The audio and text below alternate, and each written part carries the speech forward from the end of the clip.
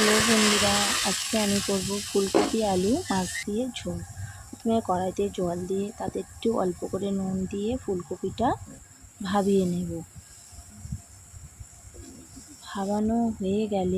ফুলকপিটা ভাবানো হয়ে গেলে কড়াতে আমি তেল দিয়ে মাছটা ভেজে নেব।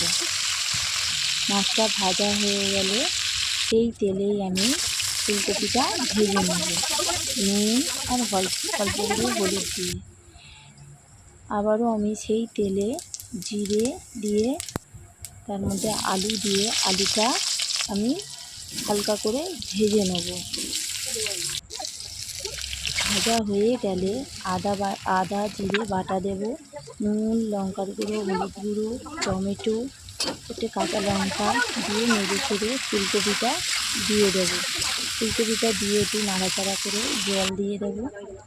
জলটা দেওয়া হয়ে গেলে ফুটে গেলে মাছ ভাজাগুলো আমি দিয়ে দেবো। মাছ ভাজা দেওয়ার পরে একটু ফুটিয়ে আমি নামিয়ে নেব। বন্ধুরা, আপনারা এটা গরম ভাতে এটা খেলে খুবই ভালো লাগবে।